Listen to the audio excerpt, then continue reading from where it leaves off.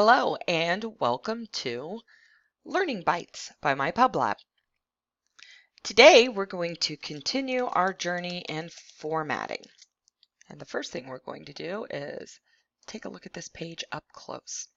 So we have already formatted our page into the correct trim size that we want. We covered that in the last episode. So moving on, the next thing we want to do is we want to establish where our tabs are going to be. So you're going to be at the front here again, which is the home page on Microsoft Word. And we're going to jump over here to page layout. Again, this is going to be a tab you're going to use often when you're formatting. So from our page layout, now we're going to go over here into what is the paragraph pane. And you'll see spacing and indents, but we need to set tabs. Right here in this little corner, there's an arrow, and if you click that, it opens a new paragraph box, which gives us more options. And this is where we're going to find the tabs button. So to click the tabs button, and by default, it is 0.5. I'm just going to go out of here real quick and show you. If we use the 0.5, that brings that way over. That's too much of an indent. So we're going to just go back here, go into our tabs, and we're going to change this to a 1/4 inch tab. You don't need to worry about any of this alignment. You went on the left hand side always, and we're just going to say okay, and that's going to set up our tab stop. Now we hit tab, there we go. That's much better. And if we start into a new paragraph here, you can see the alignment is very nice there. Now, one thing I'm noticing when I'm doing this is look how much spacing I have between my words. That is way too much spacing. Generally, on the spacing, you will see where it has after. That's going to change your spacing between your paragraphs is at 10 points. What we can do is we can reduce this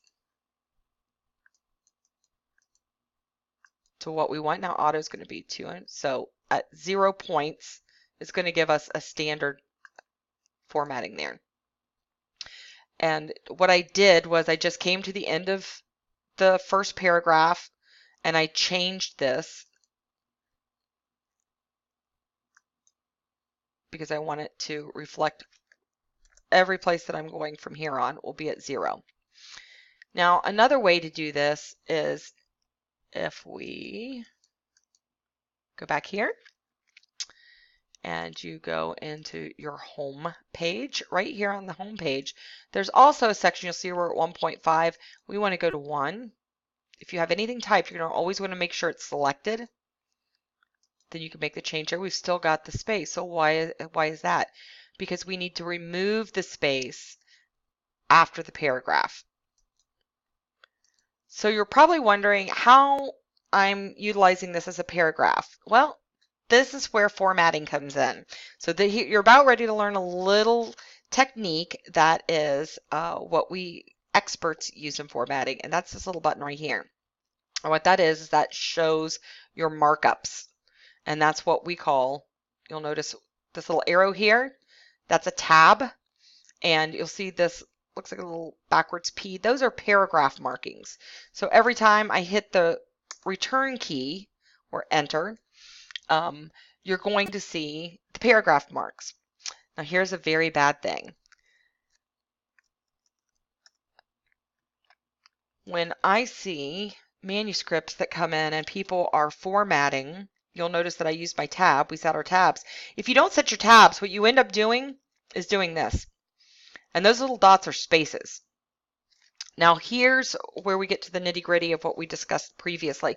The most important part about your formatting is how this is going to translate into, one, the visual consistency of your interior, as well as making sure that you get a consistent translation from your written book to your ebook.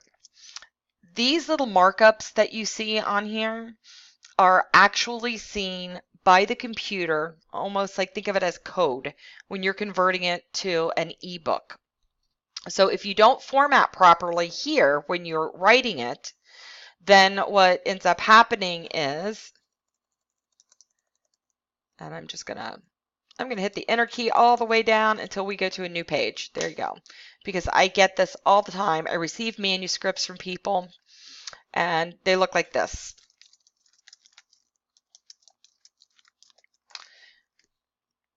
So this page starts on a second page here. That's fine. That's no problem. If this is a title page, a cover page, whatever, you can have all the space behind it. The problem is when I get it and I do this, it's like, oh no, because when I enter this into an ebook uploader for ebook, it's going to read all these as repetitive and very likely it is going to remove them.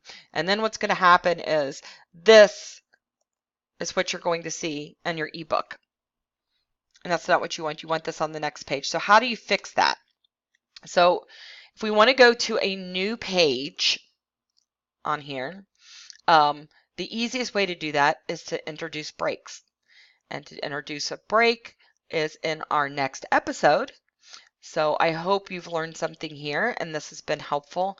And remember, you can always turn on and off your markings if you're getting confused or you want to see where they are. And you can always go to this little guy here.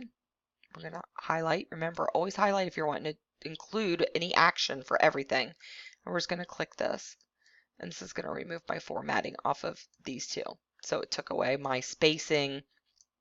It will not take away your actions like if you have a tab, but it will take away all of the spacing, anything that you have in that respect. And notice that all of our spacing's back to where it was before because we have removed and cleared all the formatting. So I hope you learned a little something there. We look forward to seeing you in the next episode as we continue in the exciting world of formatting with Learning Bytes by MyPubLab.